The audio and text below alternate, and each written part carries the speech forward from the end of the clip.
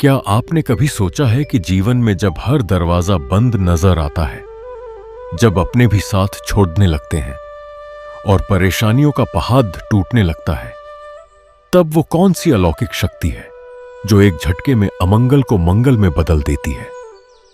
जी हां, वो शक्ति हैं कलयुग के सबसे जागृत और दयालु देवता श्री हनुमान जी। मंगलवार का यह पावन दिन केवल एक दिन नहीं, बल्कि हमारे सारे संकटों के अंत का महाउत्सव है। बजरंगबली को पुकारने के लिए किसी कठोर तपस्या की नहीं, बस एक सच्चे आंसू और पुकार की जरूरत होती है। जय सिया राम दर्शकों, मैं स्वागत करता हूं आप सभी का आपके अपने आध्यात्मिक परिवार भक्ति प्रवाह में।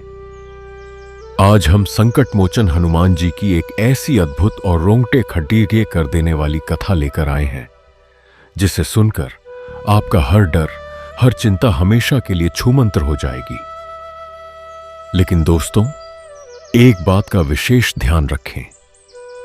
जब बात बजरंगबली की हो तो उनकी कथा को बीच में अधूरा छोड़ना सामने से आ रहे आशीर्वाद को ठुकराने जैसा है। इसलिए आज अपने व्यस्त जीवन से कुछ पल निकालकर इस कथा को अंत तक जरूर सुनें। क्या पता आज इस कथा का कोई एक हिस्सा आपके जीवन की सबसे बड़ी परेशानी की चाबी बन जाए।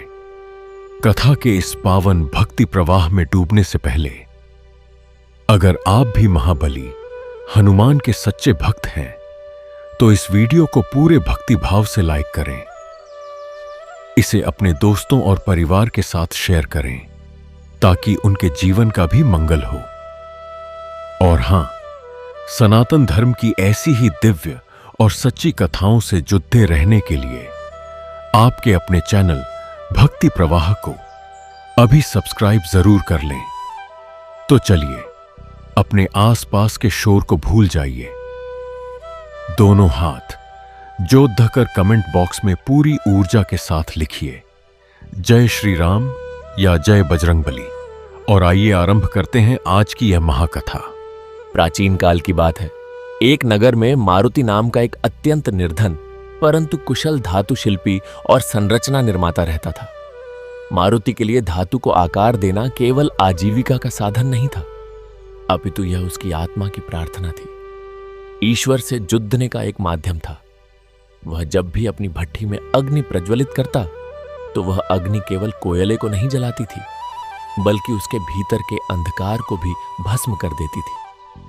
उसका अटल आध्यात्मिक और वैज्ञानिक विश्वास था कि धातुओं की सच्ची शक्ति केवल उनकी कठोरता में नहीं होती। जो तत्व केवल कठोर है, वह अहंकार के समान है। वह झुकना नहीं जानता, और जब उस पर जीवन का अत्यधिक प्रचंड दबाव या प्रचंड भार पड़ रहता है, तो वह बिना कोई चेतावनी दिए चकनाचूर हो जाता है। मारुति भली भांति जानता था कि धातु का सच्चा गुण उसकी अम्रता, उसके भीतर विद्यमान सहनशीलता और लचीलेपन में है। विपत्ति के समय जो झुक जाए, प्रचंड प्रहार को अपने भीतर सोख ले और फिर से बिना टूटे अपने मूल स्वरूप में लौट आए, वही सच्चा इस्पात है। उसकी यह विचारधारा संकट मोचन भगवान बजरंगबली की उस सच्ची भक्ति के बिल्कुल समान थी, जो हर अकल्पनीय संकट को सहकर भी अडिग रहती है, जिसमें असीम ऊर्जा सहन क्षमता और अटूटपन होता है। मारुति की कुटिया में सदैव भक्ति का एक दिव्य प्रकाश बिखरा रहता था। उसकी धर्मपरायण पत्नी अंजनी अग्नि भट्टी के पास बैठकर निरंतर श्री हनुमान चालीसा का पावन पाठ करती रहती थी। जब भट्टी की लपटें उठती, तो अंजनी के मुख से निकलने वाली चौपाइयां उन लपटों में घुलकर पूरे वातावरण को पवित्र कर देती थी।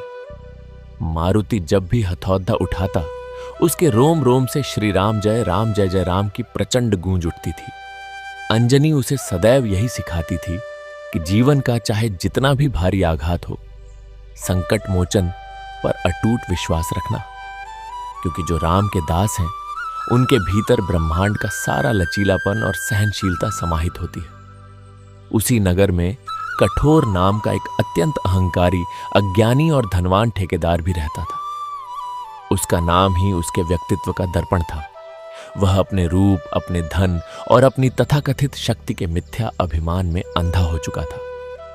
कठोर के कार्य करने की विधि भी उसके अहंकार की ही भांति खोखली थी। वह अपने निर्माण कार्यों में अत्यंत सस्ते, मिलावटी और अड्डदियल लोहे का उपयोग करता था। उसका वह धातु बाहर से देखने में तो अत्यंत विशाल, भयानक और मजबूत प्रतीत होता था, परंतु भीतर से वह पूर्णतः भंगुर था। उस अद्दियल धातु में न तो कोई सहनशीलता थी और न ही लचीलापन। यदि उस पर कोई भी अप्रत्याशित या अतिरिक्त प्रचंड दबाव आ जाए तो वह बिना कोई झुकाव या लचक दिखाए सीधे बीच से खंड खंड होकर टूट जाती थी। परंतु कठोर को इस बात से कोई सरोकार नहीं था। उसका उद्देश्य केवल संसार की आंखों में अपनी महानता का भ्रम पैदा करना था। वह हाट बाजारों में जाकर अपनी छाती ठोक कर कहता था कि उसके द्वारा निर्मित कोई भी संरचना कभी नहीं हिल सकती, क्योंकि वह झुकना नहीं जानती। समय का चक्र अपनी गति से घूम रहा था और इसी बीच नगर के राजा ने एक अत्यंत चुनौतीपूर्ण निर्माण कार्य की घोषणा की। नगर के सीमांत पर स्थित दो गहरी और अत्यंत भयावह घाटियों के बीच दो नए सेतु, पुल का निर्माण किया जाना था। घाटियों की गहराई इतनी अधिक थी कि नीचे देखने पर केवल अंधकार और मृत्यु ही दिखाई देती थी। वहां बहने वाली वायु भी अत्यंत क्रूर थी। राजा ने एक सेतु के निर्माण का कार्य ठेकेदार कठोर को सौंपा और दूसरे सेतु का कार्य मारुति को दिया। कठोर ने इस कार्य को अपने अहंकार को और अधिक पुष्ट करने का अवसर माना। उसने अत्यंत शीघ्रता दिखाते हुए बिना किसी वैज्ञानिक शोध या आध्यात्मिक संयम के अपना पुल सस्ते, कच्चे और भंगुर लोहे से खड्डा करना प्रारंभ कर दिया। उसने रातों रात उस अद्दियल धातु के विशाल खंभे खड्डे कर दिए। जब उसका सेतु बनकर तैयार हुआ तो वह दिखने में अत्यंत विशाल और डरावना था। कठोर अहंकार में चूर होकर पूरे नगर में उद्घोष करने लगा कि उसका पुल संसार का कोई भी भार उठा सकता है, यहां तक कि यदि स्वयं पर्वत भी उस पर रख दिए जाएं तो भी उसकी कठोरता तनिक भी कम नहीं होगी। दूसरी ओर मारुति ने अपने सत्य और निष्काम कर्म के मार्ग को एक क्षण के लिए भी नहीं छोड़ा। उसका कार्य किसी प्रतियोगिता को जीतने के लिए नहीं था, अपितु यह उसकी प्रभु के चरणों में मौन वंदना थी। उसने अपने पुल के इस्पात को एक योगी की भांति कड़ढ़ी अग्नि में तपाया। धातु को लाल होने तक भट्ठी में रखना और फिर उसे तपाकर शीतल करने की विधि द्वारा बिल्कुल सटीक तापमान पर धीरे धीरे ठंडा करना, यह मारुति की साधना थी।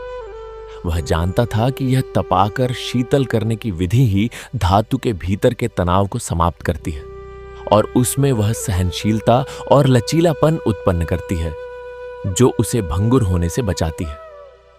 अंजनी निरंतर अग्नि के पास बैठी रहती और मारुति के हथौदे का प्रत्येक प्रहार श्री राम जय राम के अखंड जाप के साथ धातु पर पड़े रहता। मारुति ने उस फौलाद को इस प्रकार गढ़ा कि उसमें भविष्य में आने वाले किसी भी प्रचंड दबाव और चलायमान भार को सहने की पूर्ण क्षमता हो। उसने अपनी संरचना को इस तरह बुना कि घाटियों के बीच बहने वाली तेज हवाओं का प्रहार भी उस इस्पात की संरचनात्मक अखंडता को नष्ट न कर सके।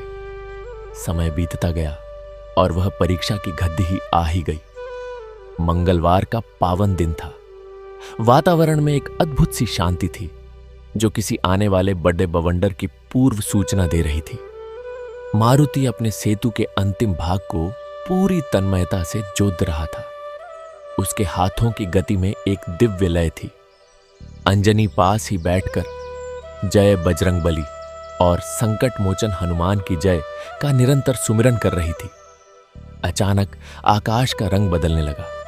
सूर्य छिप गया और काले डरावने मेघ पूरी घाटी पर छा गए। प्रकृति ने भयंकर रूप ले लिया और एक अत्यंत विनाशकारी आंधी तूफान उस घाटी में चीखने लगा। हवा के भयंकर पवन दबाव ने दोनों घाटियों को अपनी चपेट में ले लिया। कठोर का विशाल और अहंकारी पुल उस पवन दबाव के आगे बुरी तरह कांपने लगा। उसकी अद्दियल धातु में वायु के उस प्रचंड वेग को सोखने की तनिक भी सहनशीलता या लचीलापन नहीं था। उसकी नस नस से चरमराने की डरावनी ध्वनियां उठने लगी। दूसरी ओर मारुति का इस्पाती सेतु अपनी संरचनात्मक अखंडता, अद्भुत सहनशीलता और राम नाम के प्रताप के कारण अत्यंत शांति से उस भयंकर तूफान का सामना कर रहा था। वह इस्पात हवा के थपेड़ों के साथ हल्का सा झुकाव लेता, वायु के वेग को अपने भीतर समाहित करता और पुनः अपनी जगह पर अडिग हो जाता। उसी प्रलयंकारी तूफान के बीच जब हवाएं इंसानों को उद्धा ले जाने पर आमादा थीं, घाटियों के उस छोर पर एक अत्यंत वृद्ध बंजारा प्रकट हुआ। उसकी वेशभूषा जीर्ण शीर्ण थी, परंतु उसकी आंखों में एक अजीब सा तेज था जो तूफान की चमक को भी मात दे रहा था। उस वृद्ध के साथ एक अत्यंत भारी छकदधा बैलगादी था। उस छकडिद्धे पर एक विशाल और असंभव वजन वाला प्रस्तर रखा हुआ था, जो दिखने में साक्षात संजीवनी बूटी के समान किसी विशाल पर्वत खंड सा प्रतीत हो रहा था। उस प्रस्तर का भार इतना अधिक था कि छकडिद्धे के पहिए धरती में धंसे जा रहे थे। अज्ञानी और मूर्ख कठोर, जो उस समय अपने पुल के पास खड्डिद्धा अपनी छाती फुला रहा था, उसने अपने अहंकार के चरम प्रदर्शन हेतु उस वृद्ध बंजारे को अपने पुल पर आने का निमंत्रण दे दिया। कठोर ने चीखते हुए कहा कि उसका पुल इस ब्रह्मांड का सबसे शक्तिशाली निर्माण है और यह छक्कड्ढा उसके लिए तिनके के समान है। वृद्ध बंजारे ने एक रहस्यमयी मुस्कान के साथ अपने छक्कड्ढे को कठोर के उस अद्दिहियल पुल की ओर बढ़ा दिया। जैसे ही उस विशाल प्रस्तर का अत्यधिक अकल्पनीय वजन और तूफान का प्रचंड चलायमान भार एक साथ कठोर के पुल पर पड़ेढ़ा, वह भंगुर धातु उस महादबाव को एक क्षण के लिए भी सह न सकी। कठोरता का मिथ्या आवरण छिन्न भिन्न हो गया। बिना कोई पूर्व संकेत या लचक दिखाए वह अद्दियल पुल एक भयंकर चीत्कार और कान फोड़ देने वाली ध्वनि के साथ ठीक बीच से टूट गया। उस खोखले अहंकार का भयंकर विनाश हो गया और पुल के टुकड़े उस अंधी खाई में गिरने लगे। जैसे ही वह अद्दियल पुल टूटा, वह वृद्ध बंजारा और उसका अत्यंत भारी छकड़ा उस गहरी, काली और मृत्यु समान खाई में गिरने ही वाले थे कि तभी अपनी भट्ठी के पास से यह सब देख रहे मारुति ने अपने प्राणों की तनिक भी परवाह नहीं की। उसके भीतर जैसे साक्षात पवन पुत्र की ऊर्जा का संचार हो गया। जय बजरंगबली की गगनभेदी गर्जना करते हुए मारुति ने उस टूटते हुए पुल की ओर एक अकल्पनीय छलांग लगा दी। खाई के मुहाने पर लटकते हुए उस भारी छकड्डे तक पहुंचकर मारुति ने अपनी पूरी शारीरिक और आत्मिक शक्ति लगाकर उस विशाल भार को धक्का दिया। उसकी नसों में जैसे तपाकर शीतल करने की विधि से बना सच्चा इस्पात दौड़ रहा था। एक ही झटके में उसने उस वृद्ध बंजारे और उस पर्वत समान भार वाले छकड्डे को खींचकर अपने सत्य और निष्काम कर्म से निर्मित इस्पाती सेतु पर ला खड्डिद्धा किया। जैसे ही वह असंभव और प्रचंड भार मारुति के पुल पर आया, मारुति के सेतु ने उस अकल्पनीय चलायमान भार को अपने भीतर तुरंत सोख लिया। इस्पात अपनी अद्भुत सहनशीलता के कारण थोड़ा सा झुका। उसने एक गहरी लचक ली, परंतु अपनी महान ऊर्जा सहन क्षमता और राम नाम की शक्ति से वह उस भयंकर भार को थामे हुए पूरी तरह अडिग खड़ा रहा। उसकी संरचनात्मक अखंडता पर एक खरोंच तक नहीं आई। और फिर उस अंधेरे तूफान के बीच एक ऐसा महाचमत्कार हुआ जिसने दिशाओं को प्रकाशित कर दिया। वह साधारण सा कमजोर दिखने वाला वृद्ध बंजारा, जिसके चेहरे पर झुर्रियां थीं, अचानक रूप बदलने लगा। उसका शरीर आकाश को छूने लगा। अष्ट सिद्धियों और नवनिधियों का प्रकाश फूट पड़ा था। अगले ही क्षण वह वृद्ध साक्षात महाबली हनुमान, बजरंगबली के अत्यंत तेजोमय, स्वर्ण समान कांति वाले विशाल और गदाधारी रूप में प्रकट हो गए। उनके गले में पुष्पों की माला सुशोभित थी और उनके एक हाथ में वह पर्वत खंड था और दूसरे हाथ में विशाल गदा। उनके मुखमंडल के तेज से तूफान शांत हो गया और वायुदेव जैसे उनके चरणों में नतमस्तक हो गए। पवन पुत्र ने अत्यंत कृपामयी, प्रेम भरे और ब्रह्मांड को गुंजायमान कर देने वाले गर्जना भरे स्वर में कहा, मारुति, मेरे सच्चे भक्त। कठोर का वह जो अहंकार था वह अत्यंत भंगुर था। उसमें दिखावे की कठोरता तो थी, परंतु सत्य की सहनशीलता नहीं थी। इसलिए वह जरा से प्रचंड दबाव में टूटकर नष्ट हो गया। परंतु तेरा यह कर्म, तेरी यह निष्ठा और तेरे द्वारा गृह गए इस इस्पात में सच्ची भक्ति का लचीलापन और असीम सहनशीलता है। तूने श्री राम जय जय राम के अमृत से इस धातु को सींचा है, जिसने आज इस महासंकट को अपनी छाती पर हंसते हंसते झेल लिया। महाबली बजरंगबली की आंखों से करुणा की अविरल धारा बह रही थी। उन्होंने अपना विशाल और अभय प्रदान करने वाला हाथ मारुति के शीश पर रखा और बोले, पुत्र, जो विपत्ति के प्रचंड भार के समक्ष विनयपूर्वक झुक जाता है और टूटता नहीं, वही मेरा सच्चा स्वरूप प्राप्त करता है। तेरी ऊर्जा सहन क्षमता और तेरा यह अटूटपन आज सिद्ध हो गया है। महाबली बजरंगबली के इस परम आशीर्वाद से मारुति का वह सेतु केवल लोहे का ढांचा नहीं रहा, अपितु वह युगों युगों के लिए अमर हो गया। सत्य कर्म और निष्काम भक्ति की वह महिमा संपूर्ण संसार और अनंत ब्रह्मांड में गुंजायमान हो उठी। अंजनी के मुख से निकलने वाली संकट मोचन हनुमान की जय की ध्वनि से दसों दिशाएं पवित्र होने लगी। मारुति अपने आराध्य के उन विशाल और वात्सल्य से भरे चरणों में गिर पड़ा कादा। उसके नेत्रों से अश्रुओं की जो अविरल धारा बह रही थी, वह मानो उसके जीवन भर की तपस्या का प्रतिफल थी। भगवान शिव के रुद्रावतार राम काज के लिए सदैव तत्पर रहने वाले श्री हनुमान जी की वह छवि मारुति के हृदय पटल पर हमेशा के लिए अंकित हो गई। उस दिन उस घाटी में केवल एक संरचना का परीक्षण नहीं हुआ था, अपितु यह मानव मन की दो वृत्तियों का महासंग्राम था। एक ओर मिथ्या कठोरता और भंगुर अहंकार था, जो एक ही झटके में भयंकर विनाश को प्राप्त हुआ, और दूसरी ओर सत्य, समर्पण, लचीलापन और तपाकर शीतल करने की विधि के समान तपी हुई भक्ति थी, जो जीवन के सबसे भारी चलायमान भार को सहकर भी अडिग रही। कठोर, जो खाई के किनारे पड़े धा दधा अपनी पराजय और अपने अध्यल स्वभाव के पतन को देख रहा था, आज समझ चुका था कि दिखावे की शक्ति सबसे बड़ी दुर्बलता है। वह घुटनों के बल बैठ गया और उसके मुख से भी अनायास ही जय बजरंगबली निकल पड़ा।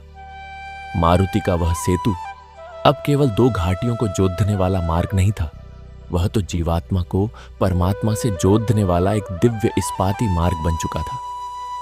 प्रत्येक मंगलवार को उस पुल के ऊपर से गुजरने वाली पवन जब भी उस इस्पात से टकराती, तो उसमें से स्वतः ही श्री राम जय जय राम की पवित्र ध्वनि उत्पन्न होने लगती।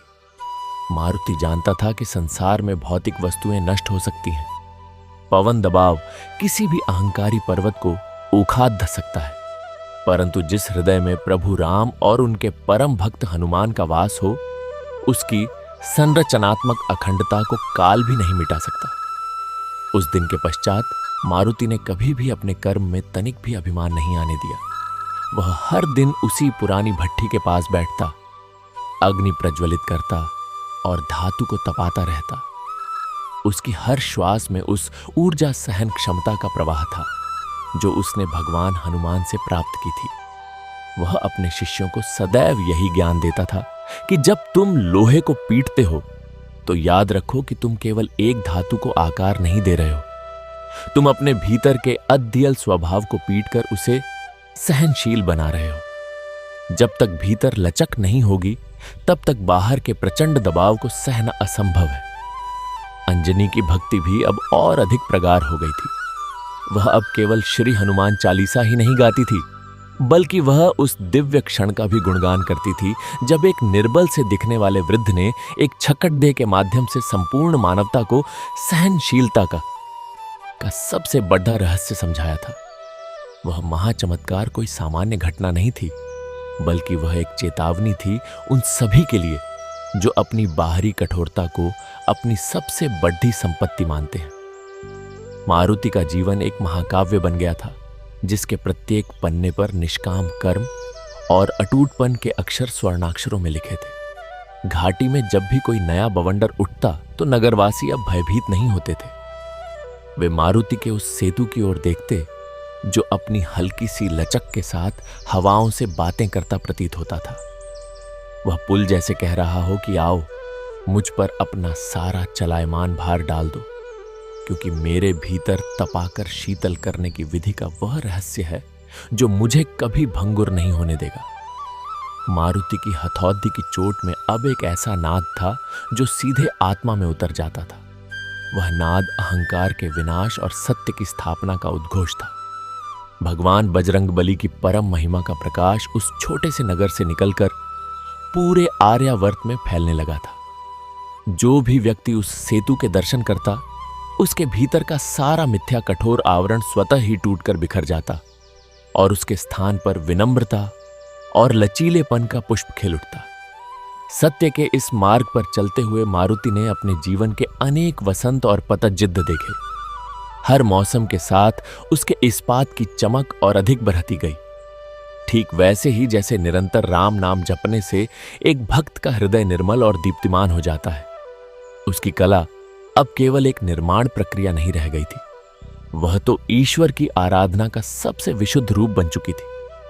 कठोर, जो कभी अपने ठेकेदारी के अहंकार में स्वयं को विश्वकर्मा के समान समझता था, अब मारुति की उसी भट्ठी के पास बैठकर कोयले तोड़ने का कार्य करता था। उसने अपने अध्ययल और भंगुर स्वभाव का त्याग कर दिया था। उसने मारुति से तपाकर शीतल करने की विधि का आध्यात्मिक रहस्य सीखने की प्रार्थना की। मारुति, जिसका हृदय हनुमान जी की करुणा से भरा हुआ था, ने उसे अपना शिष्य स्वीकार कर लिया। मारुति ने कठोर से कहा, हे मित्र, यह धातु हमें सिखाती है कि जब हम अग्नि के समान भयंकर दुखों और कष्टों से गुजरते हैं, तब यदि हम राम नाम के शीतल जल से स्वयं को शांत करें, तो हमारे भीतर असीम ऊर्जा सहन क्षमता का जन्म होता है। जो कठोरता टूट जाने के भय से कांपती है, वह भंगुर है, परंतु जो सहनशीलता झुककर फिर से खड़ी हो जाती है, वह अमर है। इस प्रकार उस नगर में एक नई चेतना का उदय हुआ। मारुति और अंजनी का जीवन एक ऐसे दीपक के समान था जो बिना किसी दिखावे के निरंतर अपनी ज्योति से अंधकार को नष्ट कर रहा था। उस अकल्पनीय दिन की स्मृति, जब साक्षात संकट मोचन हनुमान जी ने भयंकर विनाश से पूरे संसार को बचाया था, हर घर की कहानी बन गई थी। माएं अपने बच्चों को सुनाती थीं कि कैसे एक अहंकारी कठोर का पुल पवन दबाव के आगे चकनाचूर हो गया और कैसे एक सच्चे संरचना निर्माता शिल्पी का इस्पात एक छक्कडिद्धे का प्रचंड भार सहकर भी विजयी हुआ। यह कथा केवल एक युग की नहीं थी, यह तो आत्मा के उस शाश्वत सफर की कहानी थी जहां हर मनुष्य को अपने भीतर के अद्दियल रावण को मारकर एक सहनशील और लचीले हनुमान को जगाना होता है। घाटी की वह हवा जो कभी मौत का पैगाम लाती थी, अब अपने साथ जय बजरंगबली और संकट मोचन हनुमान की जय का पावन संदेश लेकर बहती थी। मारुति के हाथ अब वृद्ध हो चले थे, परंतु उसकी हथौड़ी की चोट में आज भी वही यौवन, वही शक्ति और वही संरचनात्मक अखंडता थी जो उसके युवा काल में हुआ करती थी। उसका इस्पात समय के थपेदों को सहकर भी वैसा ही अटूटपन लिए खड़ता था।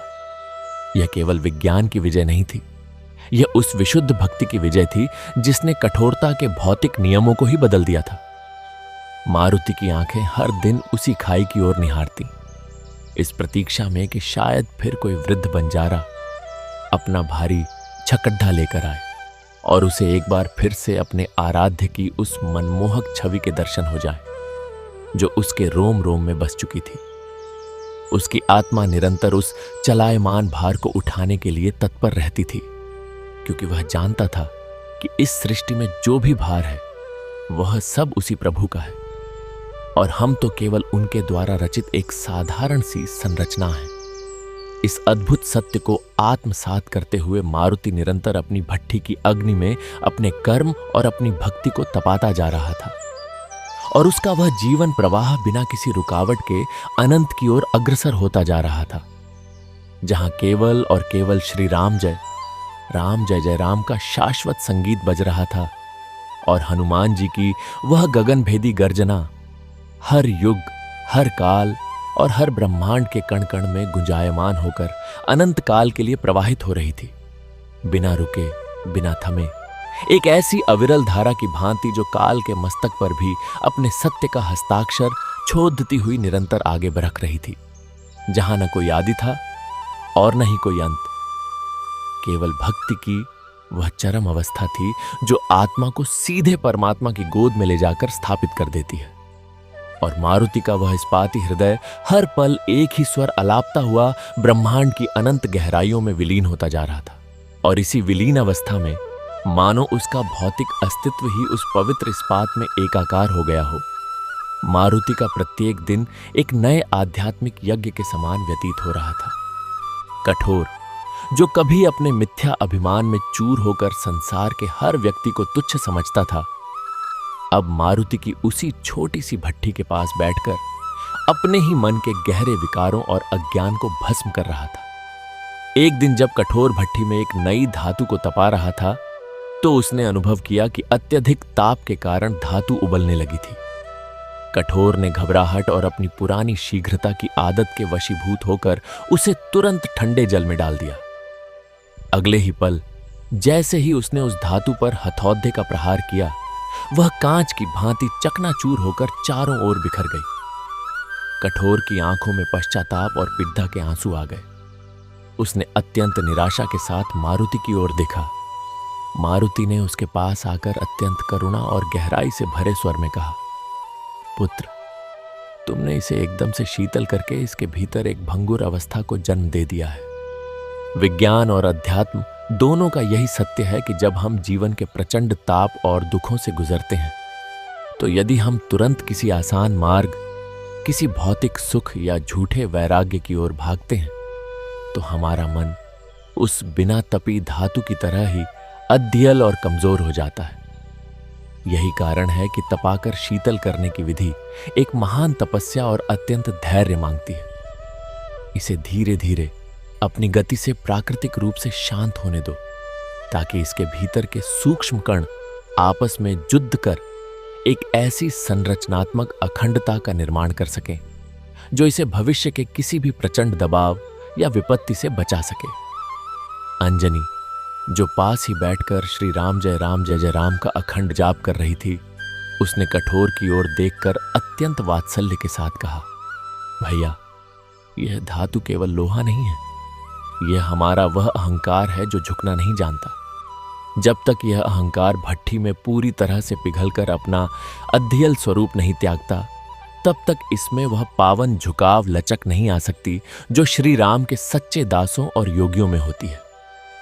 स्मरण करो, महाबली हनुमान जी ने जब लंका में प्रवेश किया था, तो उन्होंने अपनी कठोरता और अपनी अपार शक्ति का मिथ्या प्रदर्शन नहीं किया, अपितु अत्यंत सहनशीलता, लचीलापन दिखाते हुए मच्छर के समान सूक्ष्म रूप धारण कर लिया था।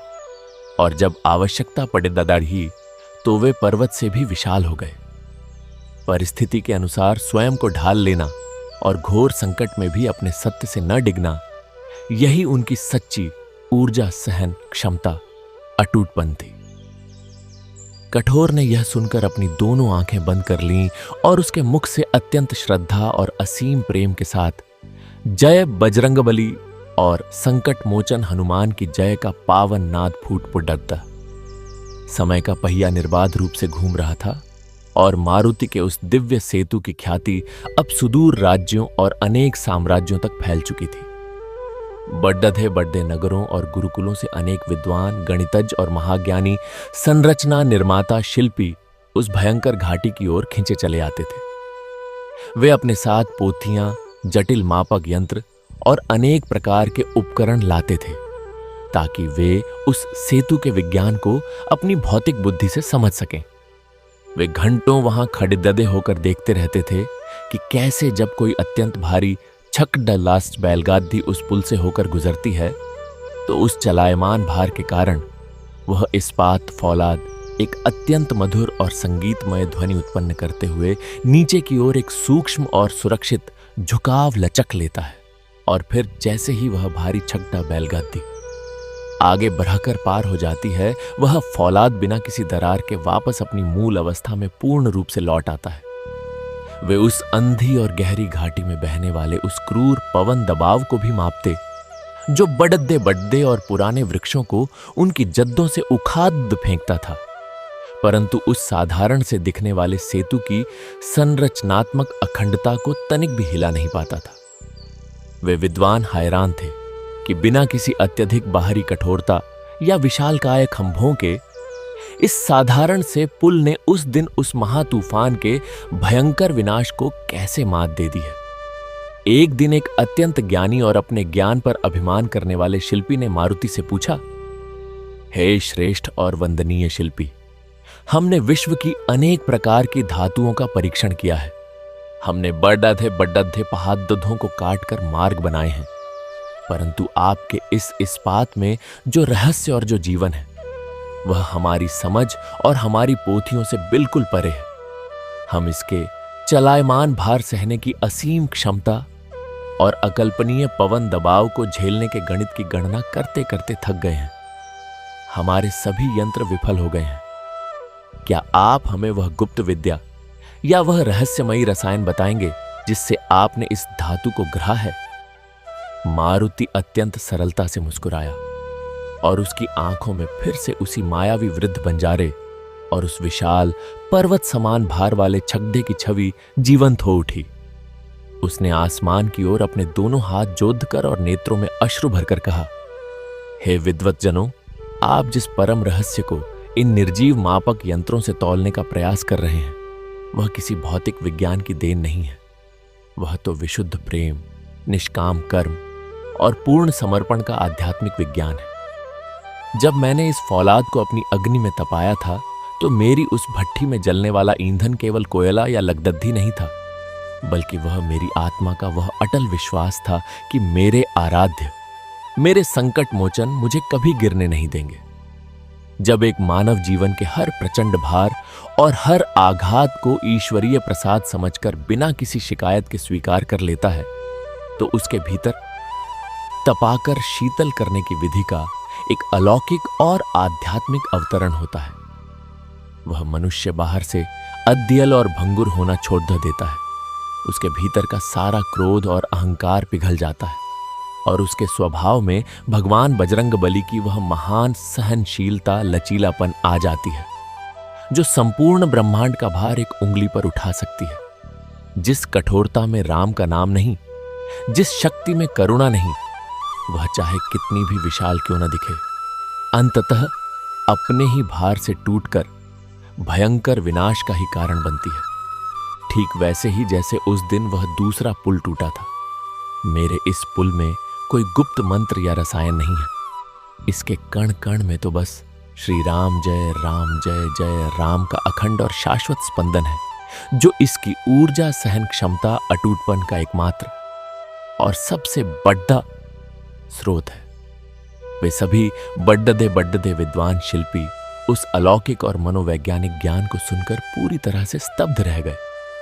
उनके सारे पुस्तकीय ज्ञान, उनके जटिल सूत्र और उनके अद्यल सिद्धांत उस एक शाश्वत सत्य के समक्ष बिल्कुल बौने पड़ीदा ही गए। उन्होंने बिना कुछ कहे अपने सारे उपकरण वहीं घाटी में छोड़ दिए और उस सेतु की पवित्र धूल को अत्यंत सम्मान के साथ अपने मस्तक पर धारण कर लिया। उस पूरी घाटी में एक बार फिर उन सभी के मुख से संकट मोचन हनुमान की जय का प्रचंड जयघोष गूंजने लगा और ऐसा लगा मानो वहां बहने वाली तेज हवाओं ने भी अपना अहंकार छोड़ कर उस जयघोष में अपना स्वर मिला दिया हो। कठोर, जो अब मारुति की परछाई बन चुका था और जिसके हृदय से सारा मैल धुल चुका था, दिन रात उस पुल की सेवा और देखरेख करता था। वह हर मंगलवार को बिना किसी के कहे उस गहरी खाई के नीचे जाता और उन पुराने, जंग खाए और चकनाचूर हो चुके अपने स्वयं के उस भंगुर लोहे के टुकड़ों को देखता जो उस दिन टूटकर गिरे थे। वह उन टुकड़ों को अपने हाथों में लेकर फूट फूट कर रोता और अपने पुराने अज्ञान और अहंकार पर बार बार पश्चाताप करता। वह गहराई से समझ चुका था कि यदि महाबली हनुमान जी ने उस दिन वह चमत्कार न किया होता और मारुति ने अपने प्राणों की बाजी न लगाई होती, तो वह और उसका वह खोखला अज्ञानी स्वरूप उसी खाई के अंधेरे में सदा सदा के लिए दफन हो गए होते। मारुति का जीवन जैसे एक ऐसा खुला और पवित्र ग्रंथ बन गया था जिसे जो भी पढ़ता या सुनता उसके भीतर से सहनशीलता, लचीलापन का एक नया और निर्मल झरना फूट पोडी डढ़ता। अंजनी की भक्ति भी अब केवल उनकी छोटी सी कुटिया तक सीमित नहीं थी। उसने नगर की सभी स्त्रियों को एक सूत्र में बांध लिया था और वे सब मिलकर जब संध्या के समय श्री हनुमान चालीसा का सामूहिक गान करती तो पूरे नगर का वातावरण ऐसा प्रतीत होता मानो साक्षात देवलोक से अमृत की वर्षा हो रही हो और हर दुहक, हर पीड़दा उस भक्ति रस में बह गई हो। वे स्त्रियां अब अपने बच्चों को केवल शक्तिशाली राजा महाराजाओं या युद्धों की कहानियां नहीं सुनाती थीं, बल्कि वे उन्हें एक निर्धन परंतु सच्चे संरचना निर्माता शिल्पी के उस पूर्ण समर्पण की गाथा सुनाती थीं जिसने अपनी भक्ति और निष्काम कर्म से एक अचेतन और ठंडी धातु में भी प्राण फूंक दिए थे। मारुति के तैयार किए हुए नए शिष्य अब केवल उस नगर में नहीं बल्कि दूर दूर नगर नगर, ग्राम ग्राम जाकर नए सेतु पुल का निर्माण करने लगे थे। परंतु उनका मुख्य उद्देश्य अब केवल नदियों और घाटियों के ऊपर से मार्ग बनाना नहीं था, बल्कि उनका परम लक्ष्य अज्ञान की खाई को पाटकर लोगों के टूट चुके हृदयों को जोतना था। वे जहां भी काम करते उनका पहला और सबसे कठोर नियम यही होता कि जिस भी धातु का उपयोग होगा उसे पूर्ण ध्यान और तपाकर शीतल करने की विधि से गुजारा जाएगा ताकि उसमें लेश मात्र भी भंगुर या अद्यल तत्व न रहे। वे भली भांति जान चुके थे कि भविष्य में आने वाले किसी भी अचानक चलायमान भार या विपत्ति के प्रचंड दबाव को केवल और केवल तभी सहा जा सकता है जब व्यक्ति या संरचना की नींव में दिखावे की कठोरता के बजाय सच्ची सहनशीलता और लचीलापन हो। वर्षों बीत गए और एक बार उस पूरे राज्य में एक अत्यंत भयानक और प्रलयंकारी भूकंप आया। धरती ऐसे डोलने और कांपने लगी जैसे किसी विशाल समुद्र के भयंकर तूफान में फंसी कोई छोटी सी कागज की नाव। नगर के अनेक भव्य भवन और महल जो अपनी बाहरी कठोरता और विशाल खंभों पर गर्व करते थे और जिन्हें अजेय माना जाता था, पलक झपकते ही धराशायी होकर धूल में मिल गए। उनका वह अद्यल ढांचा उस महाकंपन के प्रचंड भार को तनिक भी नहीं झेल सका और हर ओर केवल हाहाकार, चीत्कार और भयंकर विनाश का डरावना दृश्य उपस्थित हो गया। नगरवासी अपने प्राण बचाने के लिए बदहवास होकर उसी घाटी की ओर भागे जहां मारुति का वह अमर सेतु स्थित था, क्योंकि अब वही उनका एकमात्र आश्रय था। भूकंप के उस भयंकर और अप्रत्याशित चलायमान भार और धरती के सीने के फटने की डरावनी गड़गड़ाहट के बीच भी जब सब कुछ नष्ट हो रहा था, वह राम नाम से रचित इस्पात फौलाद अपनी जगह पर पूर्णतः स्थिर था। उसमें एक अत्यंत अद्भुत, रहस्यमयी और लयबद्ध झुकाव स्लैश लचक आ रही थी जो धरती के उस विनाशकारी कंपन को अपने भीतर स्पंज की तरह समाहित कर रही थी और बिना कोई नुकसान पहुंचाए उसे वापस धरती के गर्भ में ही प्रवाहित कर रही थी।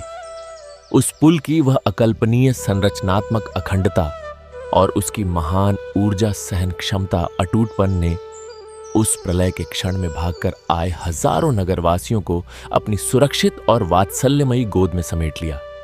जब प्रकृति का वह क्रोध अंततः शांत हुआ और लोगों ने आंखें खोलकर देखा कि कैसे उनके मजबूत और विशाल समझे जाने वाले घर ढहकर मलबे का ढेर बन गए हैं, परंतु एक निर्धन शिल्पी के निष्काम कर्म और राम नाम से निर्मित यह सेतु अब भी एक सिद्ध योगी की भांति अडिग और शांत खड़ता है, तो वे सभी एक स्वर में फफक कर रो पड़े।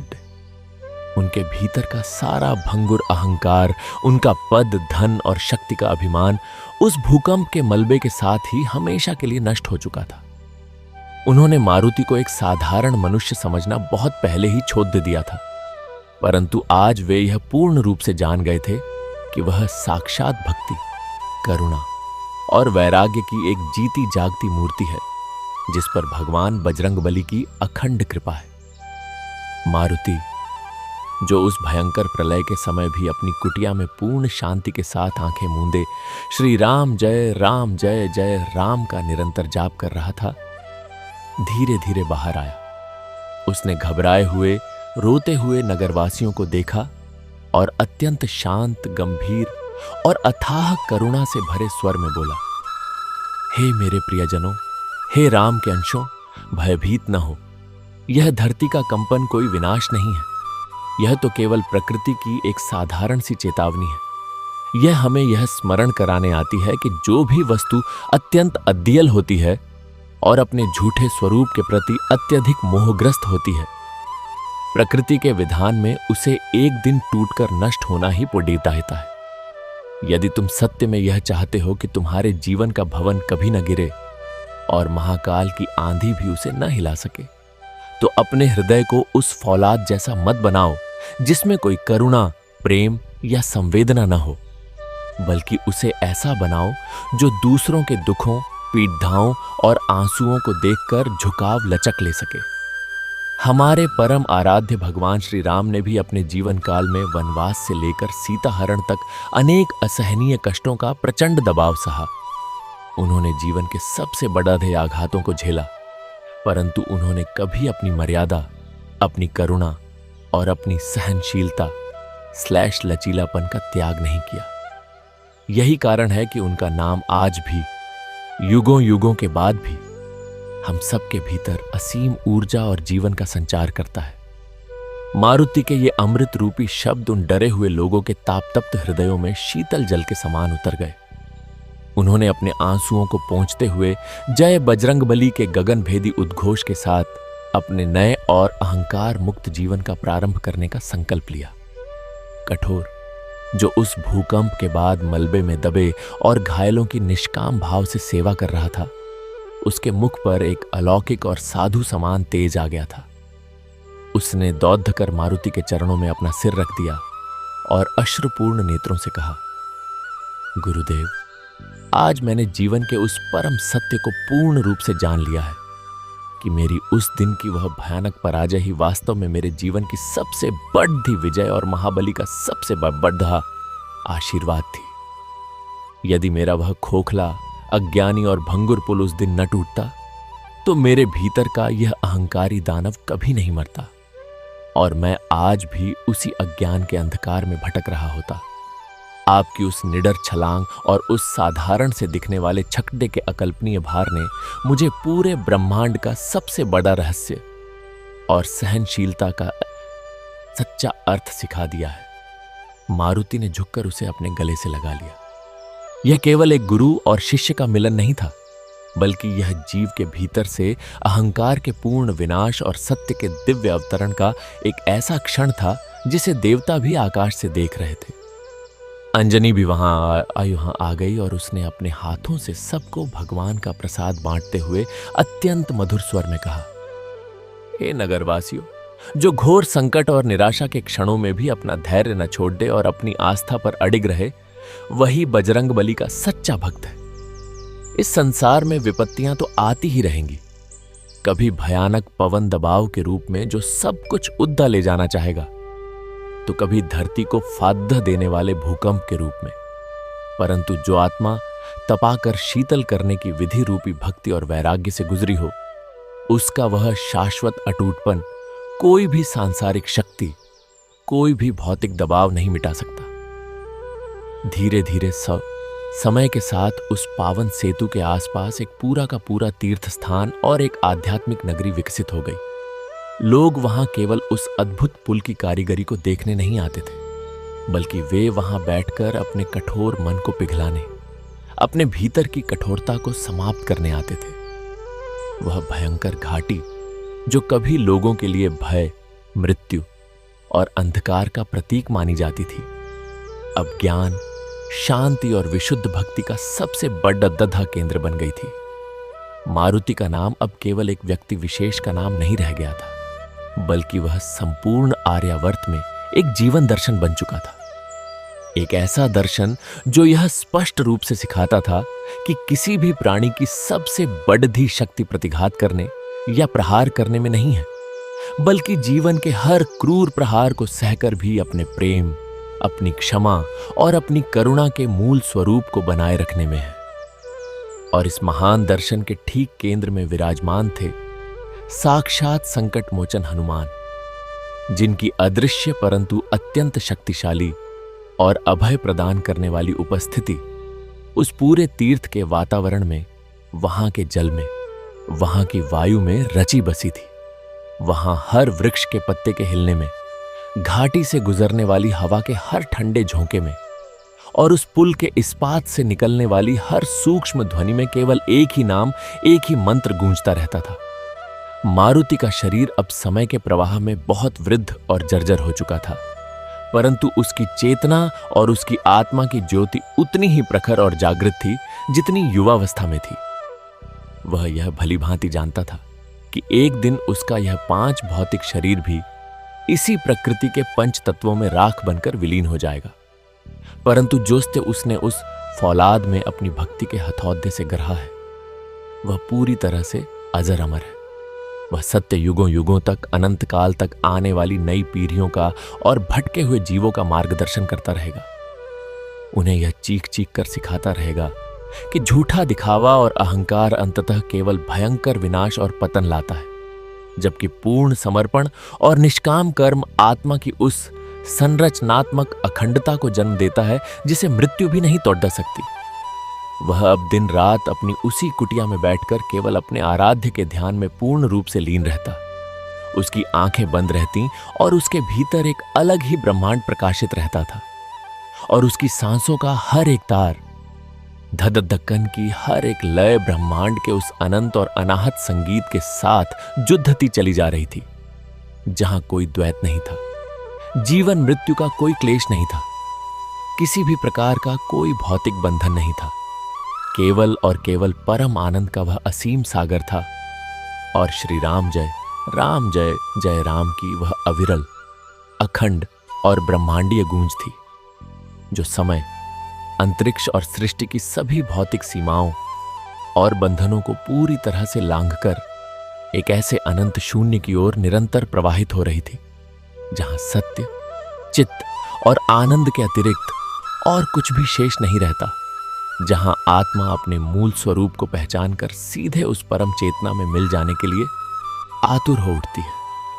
और मारुति की वह मौन तपस्या उसी परम अवस्था की ओर बढ़ती जा रही थी, बिना रुके, बिना थमे, एक ऐसी अनंत यात्रा पर, जहां उसका यह नश्वर शरीर यद्यपि दुर्बल हो रहा था, परंतु उसकी आत्मा का इस्पात फौलाद दिन प्रतिदिन और भी अधिक उज्जवल और भी अधिक शक्तिशाली होता जा रहा था।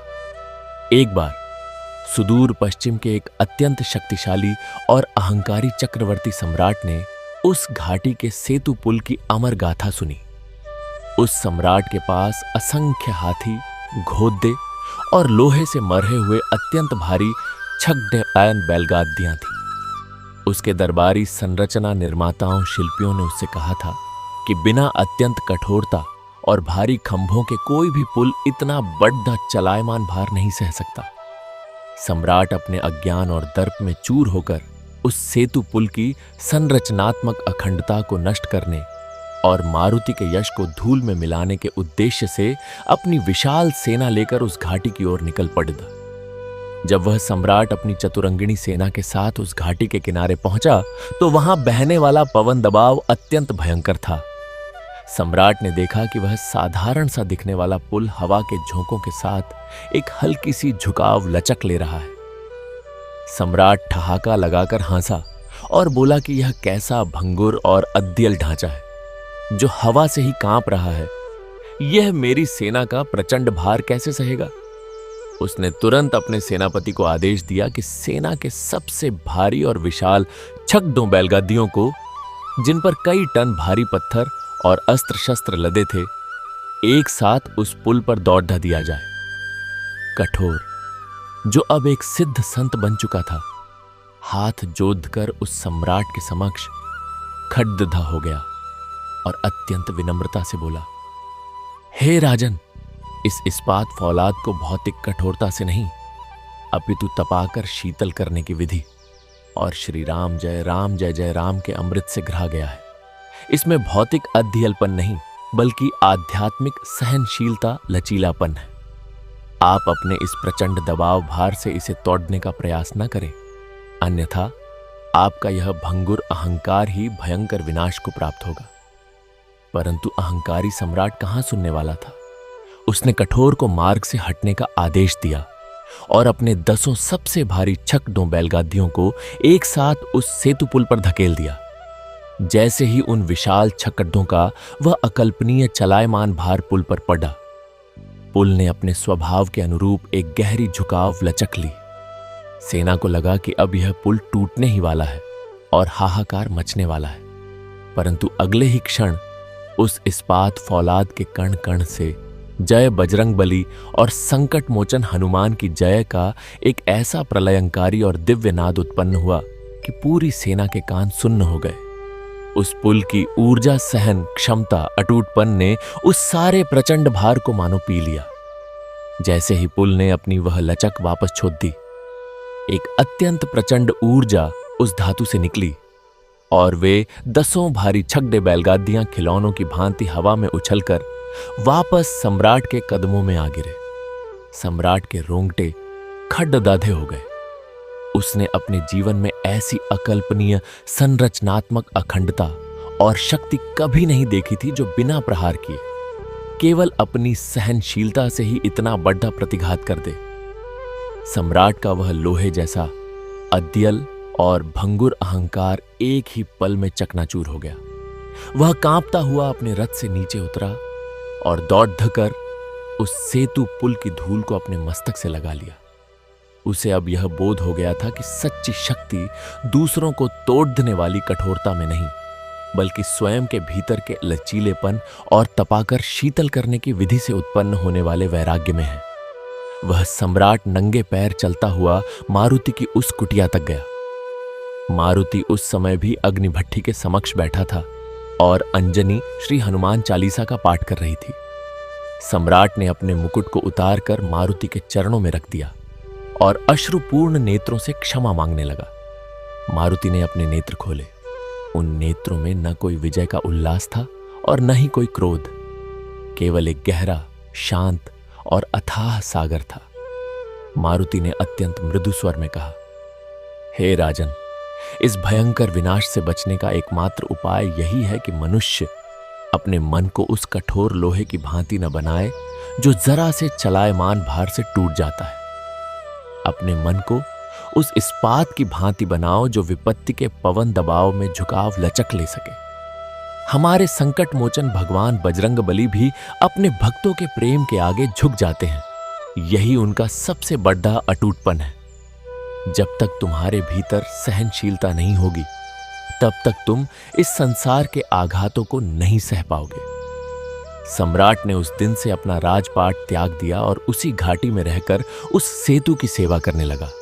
वह भी अन्य शिष्यों की भांति भट्ठी में धातु को तपाना और उसे तपाकर शीतल करने की विधि से गुजारना सीखने लगा।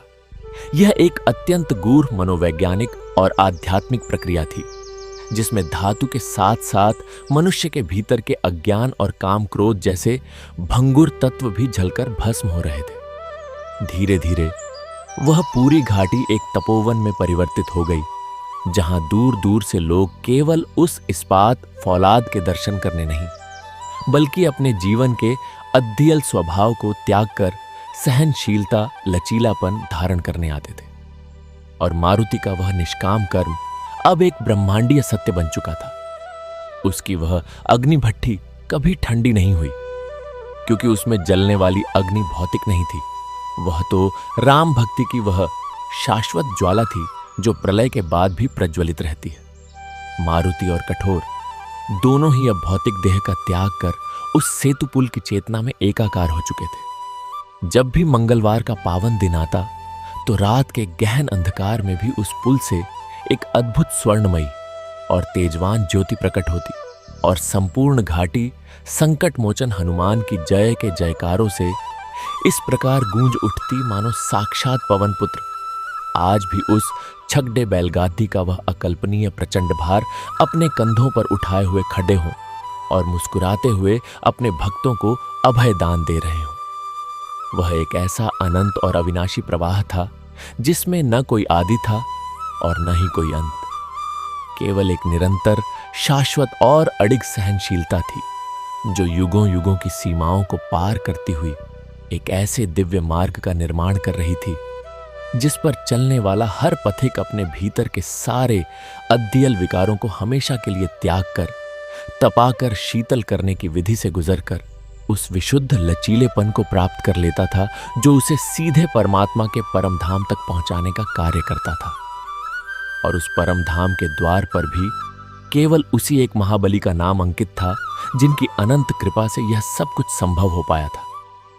और वह परम कृपा निरंतर इस पूरी सृष्टि के कण कण को अपनी ऊर्जा सहन क्षमता से सिंचित करती हुई उस चिरंतर और अबाध प्रवाह में विलीन होने के लिए हर प्राणी को आमंत्रित कर रही थी, जहां भौतिक सीमाओं का पूर्ण अंत हो जाता है और केवल शुद्ध आत्मा का वह इस्पाती तेज शेष रहता है जिसे कोई भयंकर विनाश भी छू नहीं सकता। और इसी परमानंद की अवस्था में वह घाटी आज भी उसी श्री राम जय राम के अलौकिक संगीत से स्पंदित हो रही है, बिना रुके, बिना थमे। एक ऐसी अनंत और पावन यात्रा पर जिस पर चलने का सौभाग्य केवल उन्हें ही प्राप्त होता है जो अपने हृदय की कठोरता को पूर्ण रूप से नष्ट करके भगवान बजरंग बली के चरणों में एक असीम और विशुद्ध सहनशीलता के साथ समर्पित हो जाते हैं और अपनी आत्मा को उस शाश्वत अग्नि में तपाने के लिए तत्पर रहते हैं, जहां से जीवन का सबसे सच्चा और सबसे पवित्र अटूटपन जन्म लेता है। और वह जन्म किसी नए शरीर का नहीं, अपितु चेतना के उस उच्चतम शिखर का होता है जो पवन दबाव से परे उठकर स्वयं पवन पुत्र के वक्षस्थल में जाकर समाहित हो जाता है और वहीं से संपूर्ण ब्रह्मांड को प्रेम और निष्काम कर्म का वह अमृत पिलाता रहता है जो कभी समाप्त नहीं होता, बल्कि हर युग में एक नए संरचना निर्माता शिल्पी की प्रतीक्षा करता है जो आकर फिर से उसी तपाकर शीतल करने की विधि के रहस्य को उजागर कर सके और मानवता को अज्ञान के उस अंधकार से बाहर निकाल सके जो उन्हें बार बार भंगुर बनाकर उनके जीवन को भयंकर विनाश की ओर धकेलता है। और इसी महाप्रतीक्षा में वह सेतु पुल आज भी अपने भीतर के उस दिव्य झुकाव लचक के साथ अडिग खड्डाधार्य है, मानो वह समय के हर चलायमान भार को अपनी छाती पर झेलने के लिए पूर्णतः तैयार हो और उस महाबली की एक हुंकार का मौन रूप से इंतजार कर रहा हो जिसके एक ही शब्द से सारा ब्रह्मांड जय बजरंगबली के उद्घोष से जागृत हो उठेगा।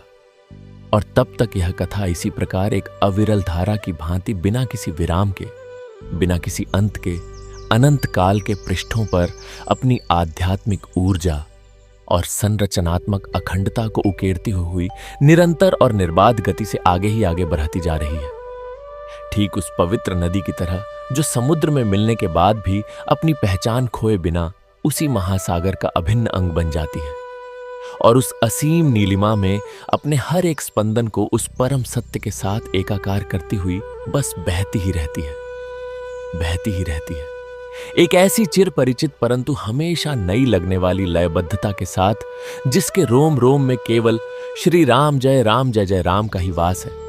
और यह वास इतना गहरा और इतना अचल है कि इसे कोई भी सांसारिक प्रचंड दबाव या कोई भी मायावी कठोरता कभी विचलित नहीं कर सकती।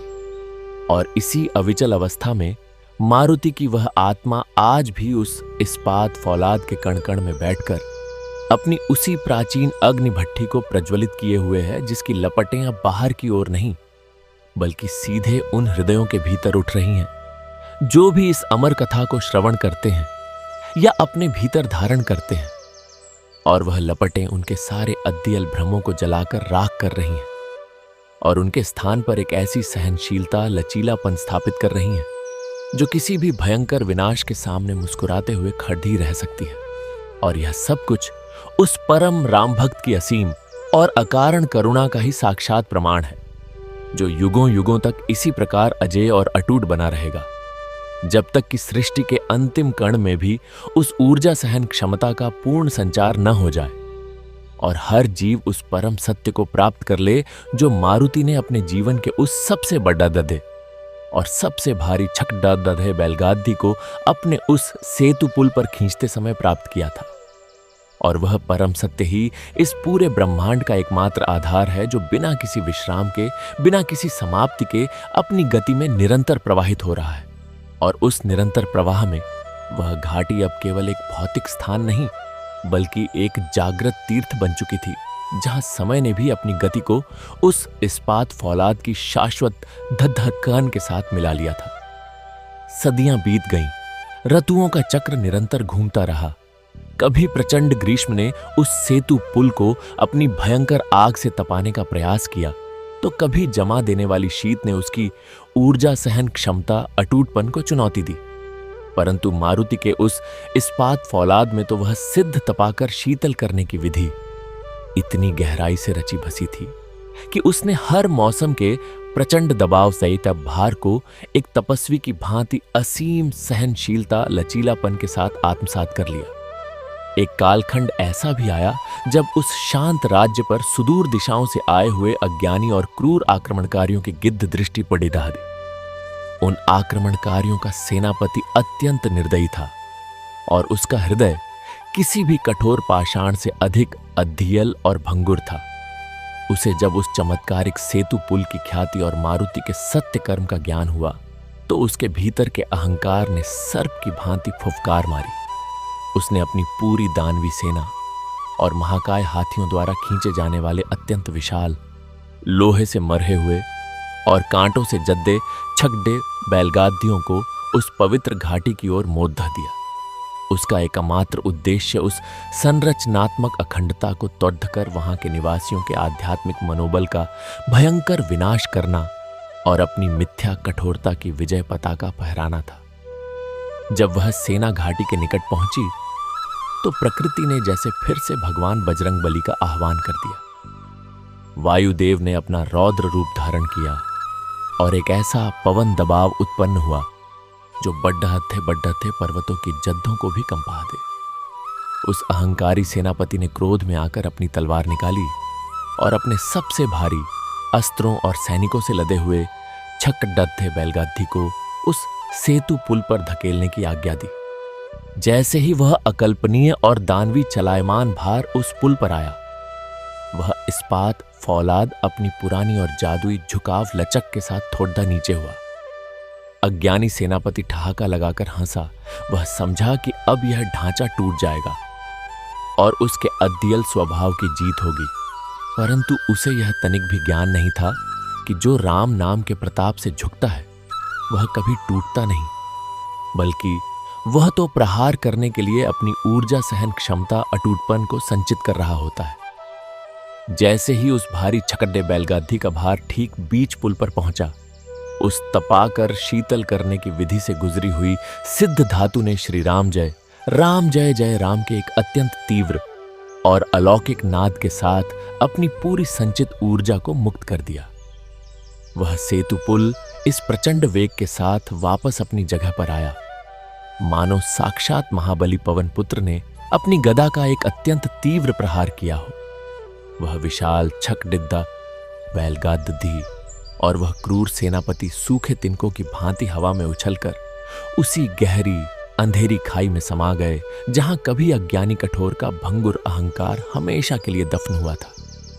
शेष बची हुई सेना उस भयंकर विनाश को अपनी आंखों के सामने देखकर भय से कांप उठी और अपने अस्त्र शस्त्र वहीं फेंककर अपने प्राण बचाकर वहां से भाग खड़ी हुई।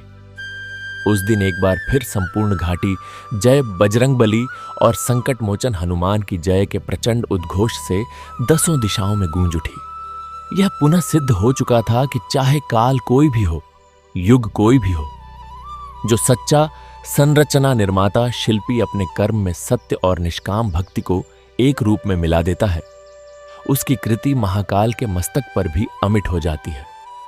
अंजनी और मारुति की वह अलौकिक कथा अब केवल एक लोक कथा नहीं रह गई थी। वह तो वेदों और उपनिषदों के परम ज्ञान के समान उस राज्य के हर छोटे बड़े गुरुकुल में पढ़ाई जाने लगी थी। छोटे छोटे बालक जब निर्माण की शिक्षा लेते हुए अपने हाथों में मिट्टी या धातु लेते, तो वे सबसे पहले अपनी आंखें बंद करके उस तेजोमय वृद्ध बंजारे का ध्यान करते जिसने अपने अत्यंत भारी छकड़े बैलगादी से संपूर्ण मानव जाति को सहनशीलता लचीलापन का सबसे महान पाठ पढ़ाया था। वे सभी अपने हृदय में यह भली भांति जानते थे कि यदि जीवन में कभी भी अज्ञान और मोह का अध्ययल आवरण उनके मन को कठोर करने लगे, तो उन्हें मारुति की उसी दिव्य अग्निभट्ठी का स्मरण करना है जो हर प्रकार के अहंकार को जलाकर भस्म कर देती है। और आत्मा को तपाकर शीतल करने की विधि द्वारा पवित्र और अटूट कर देती है। समय के उस अनंत सागर में वह सेतु पुल एक ऐसे प्रकाश स्तंभ के रूप में खड्डदहा रहा जो भटके हुए और अज्ञान के अंधकार में डूबे नाविकों को हमेशा किनारा दिखाता है। अनेक बड़े बड़े और नामी संरचना निर्माता शिल्पी जो स्वयं को विश्वकर्मा का अवतार मानते थे और अपनी बनाई हुई इमारतों की कठोरता पर अत्यधिक गर्व करते थे, जब उस पुल के समीप आते और उसकी उस रहस्यमयी संरचनात्मक अखंडता और अत्यंत भयंकर पवन दबाव को हंसते हंसते सहने की असीम ऊर्जा सहन क्षमता अटूटपन का प्रत्यक्ष अनुभव करते, तो उनका सारा पुस्तकीय अभिमान और भंगुर घमंड उसी पल छिन्न भिन्न हो जाता।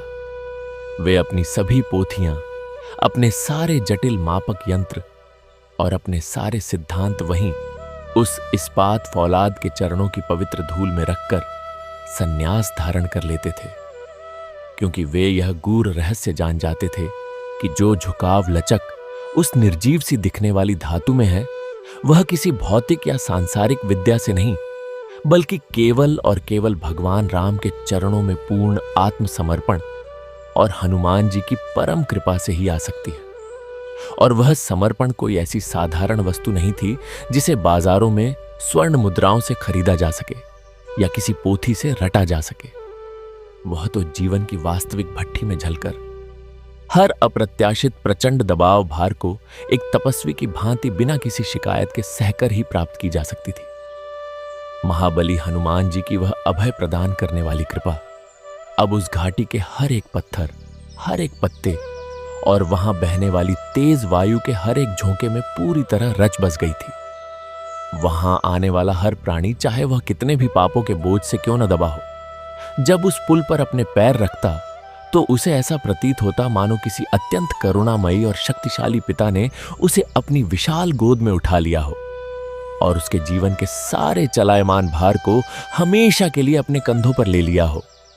यह उस निष्काम भक्ति और तपाकर शीतल करने की विधि का चरम उत्कर्ष था, जिसने एक निर्जीव धातु को भी इतना अधिक चैतन्य और इतना अधिक सहनशील बना दिया था कि वह सदियों तक बिना किसी थकान, बिना किसी दरार के मानवता का बोझ उठा रही थी।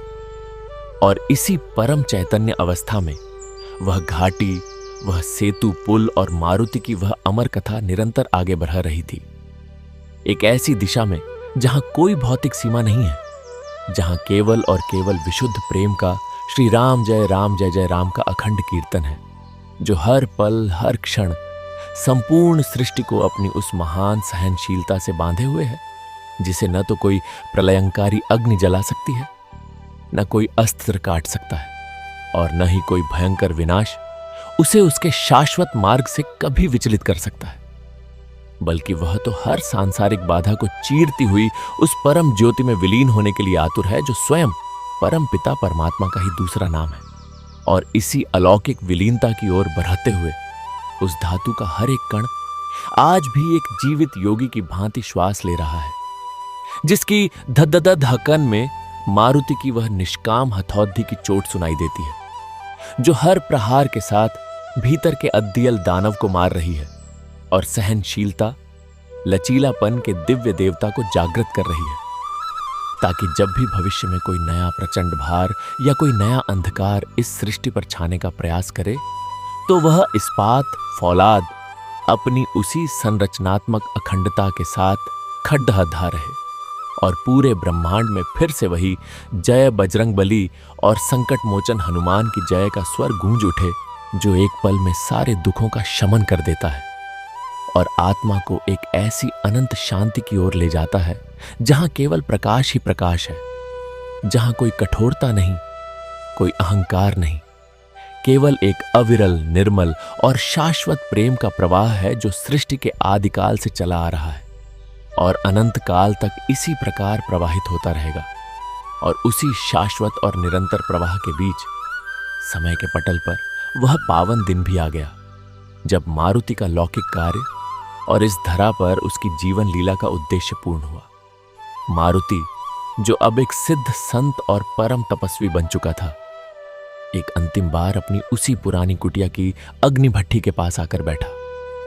उसने अंतिम बार उस भट्ठी में अग्नि प्रज्वलित की, परंतु इस बार उसने उसमें तपाने के लिए कोई लौह धातु नहीं डाली, अपितु अपने स्वयं के पंच तत्व से रचित जर्जर शरीर की अंतिम श्वासों को उस राम नाम की धधकती अग्नि में समर्पित कर दिया। अंजनी और कठोर, जो अब केवल शिष्य नहीं बल्कि उस दिव्य सहनशीलता, लचीलेपन की परंपरा के संवाहक बन चुके थे, अश्रुपूर्ण नेत्रों से अपने गुरु को निहार रहे थे। वे जानते थे कि आज यह भौतिक शरीर छूट रहा है, परंतु जो इस्पात फौलाद मारुति ने अपने सत्य कर्म से ग्रहा है, वह महाकाल की सीमाओं को भी पार कर चुका है। मारुति ने अत्यंत शांति से मुस्कुराते हुए अपनी आंखें मूंद ली। उसके मुख से अत्यंत धीमे परंतु ब्रह्मांड को बेध देने वाले स्वर में एक ही ध्वनि निकली, श्री राम जय राम जय जय राम। उसी क्षण उस पूरी घाटी में एक अकल्पनीय, अलौकिक और स्वर्णमयी प्रकाश फैल गया। उपस्थित सभी लोगों और उस पूरे तीर्थ के निवासियों ने देखा कि उस अमर सेतु पुल के ठीक मध्य में साक्षात महाबली भगवान बजरंग बली अपने अत्यंत विशाल, तेजोमय और गदाधारी रूप में प्रकट हुए। पवन पुत्र की आंखों में अपने परम भक्त के लिए अथाह प्रेम और करुणा छलक रही थी। महाबली ने अपना अभय प्रदान करने वाला विशाल हाथ मारुति की कुटिया की ओर बढ़ाया और अगले ही पल मारुति की आत्मा एक जाज्वल्यमान ज्योतिर्पुंज के रूप में उसके नश्वर शरीर से निकलकर सीधे संकट मोचन भगवान हनुमान जी के वक्षस्थल में समा गई। मारुति का वह नश्वर शरीर वहीं शांत हो गया, परंतु उसका वह निष्काम कर्म और उसकी विशुद्ध ऊर्जा सहन क्षमता, अटूटपन हमेशा हमेशा के लिए अमर हो गई। वह सेतु पुल आज भी उस गहरी घाटी में उसी रहस्यमयी झुकाव लचक के साथ अडिग खड़ा है। अब वह केवल एक मार्ग नहीं बल्कि विश्व का सबसे बड़ा आध्यात्मिक गुरु है, जो हर आने जाने वाले पथिक को मौन रहकर भी यही सिखाता है कि जो मनुष्य जीवन के प्रचंड दबाव भार में तपाकर शीतल करने की विधि से गुजरता है और राम नाम का आश्रय लेकर झुकना सीख जाता है, उसे कभी कोई भयंकर विनाश नहीं तोड़ सकता, बल्कि उसे स्वयं महाबली हनुमान अपने कंधों पर उठा लेते हैं। जब तक इस पृथ्वी पर सूर्य और चंद्र रहेंगे, जब तक आकाश में वायु बहेगी, तब तक मारुति का वह इस्पाती सत्य कर्म और भगवान बजरंग बली की वह असीम कृपा हर प्राणी के हृदय में अहंकार के नाश और सच्ची भक्ति का संचार करती रहेगी।